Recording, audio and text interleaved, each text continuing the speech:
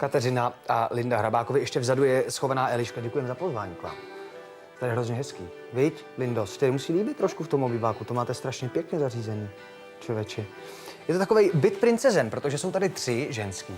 Jak se vám žije bez toho chlapa? No tak zvládáme zatím. Co vlastně trápí Lindu?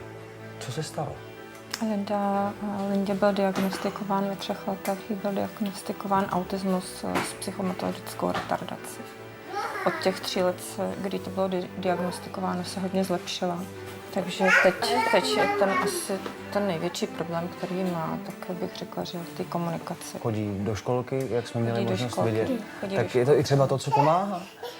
Obrovsky. Školka jí pomohla obrovsky, protože mezi dětma je vlastně v běžné školce. Jak jí berou vlastně ty ostatní děti? Já myslím, že tam má kamarády. Linda není vůbec problematická, je takový sluníčko, takový srdíčko, který prostě je pořád rozsvícený. A já myslím, že ty děti vůbec nemají problém. Pokud někdo někdy má problém, tak jsme to asi my dospělí, ale děti nemají s tím problém. Já myslím, že je na čase udělat radost Lindě. A vzhledem k tomu, jak jsou sehraným týmem, tak i ségře Elišce. To my podívám do herny. No ty tak ještě ty. Nejoblíbenější zábava 2 princezen je koukat se z boku. Lindi, my jsme ti něco přivezli, víš? Tohle je pro tebe. Líže. Ty jsou tvoje. Koukej. Tak pojď se na ně zkusit. Já to taky není ještě všechno, protože... Ježiš. Ne? Lindi. No tak ne. Samozřejmě jménem Lindy, která už v tuhle chvíli je v obýváku a znova si hraje, moc krát děkujeme. A děkujeme i všem partnerům, kteří se rozhodli letošní Srdce dětem podpořit. Naše společnost S9 Company je na trhu 22 let a za tu dobu už udělala spoustu akcí, spoustu výročí, spoustu konferencí, společenských akcí. Takže se zabýváme reklamou, marketingem, public relations.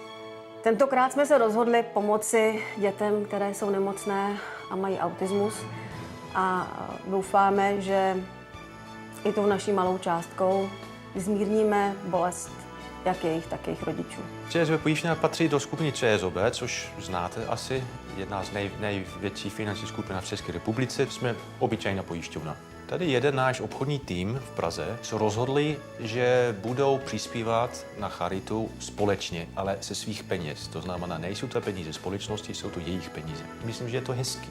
Takže čau, já jsem Tomáš, jsem ve vedení Leva Rádia, zastupuji tam technika a moderátora. Mé jméno je Petr a jsem moderátor. Mým úkolem je bavit lidi a pouštět nejlepší hitovky. Čau, já jsem Honza, jsem zakladatelem Levé rádia a starám se o všechno, co jde. Takže jsme mladé progresivní rádio, který se chce probojovat do těch nejlepších rádií v České republice. Může se to stát každému z nás a když takhle pomůžeme, tak máme všichni, určitě mluvím za celý ten Levé rádia, že je dobrý pocit. Někdo se musí najít, třeba jako my a samozřejmě ostatní, aby je podpořili. Je potřeba pomoct, náklady to prostě musí udělat.